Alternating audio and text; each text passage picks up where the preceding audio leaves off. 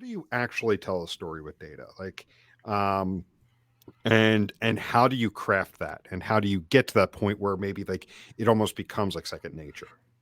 Yeah, and I think it's such a complicated topic to unpack, but such an important conversation to be having, because I think this is one of those cases where I believe that there are truly some right ways and some wrong ways to go about addressing this topic. So, um, I guess I'll give you kind of three examples, and we can dive into them. In the so I'll lay out a spectrum of the wrong way, kind of somewhere in the middle, and what I see as the right way. So historically, the people that have been in my mind the best at storytelling with data are people that typically have ulterior motives and are using data in very unethical ways.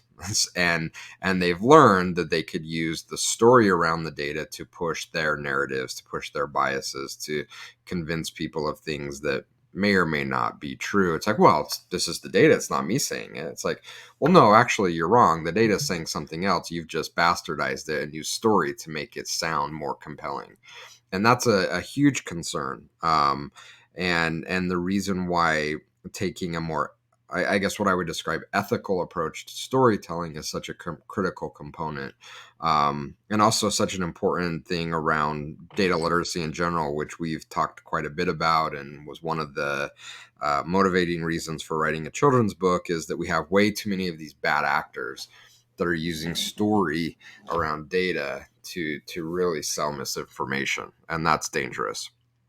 In the middle, I think you have people that aren't bad actors, that truly want to, leverage data in a more, let's call it, entertaining way.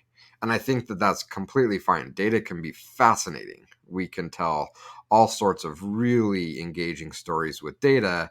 However, they use data storytelling as the lead rather than a way as to communicate a difficult subject, which you kind of laid out. The data is unfamiliar, and so Mm-hmm. typically they'll craft the story and then they'll go find the data to weave into the story. And oftentimes I think that's misguided and is not really treating the data in a fair and ethical way. What I think the right way to do is to be true data analysts and allow the data to tell the story, and then for us to craft it into a meaningful way in which it can become approachable.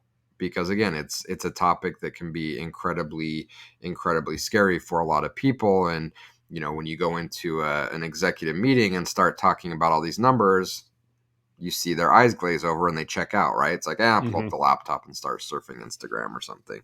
Um, and so I think that's the way that storytelling needs to be thought about, is doing true analysis, because even as independent analysts, I think we have a hard time not injecting our bias into it, even when we're trying not to.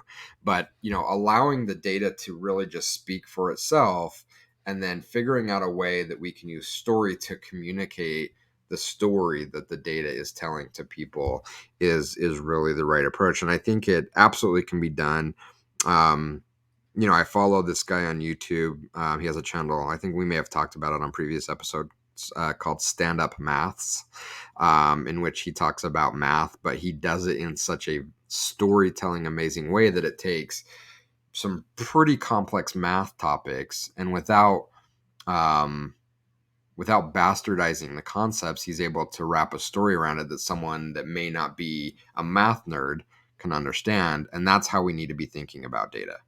We don't need to dumb it down. We don't need to talk in just technical lingo. We can find a way to respect our audience, let the data really stand for itself, and find a way to package it in a way that can be approachable by people everywhere, not just data nerds.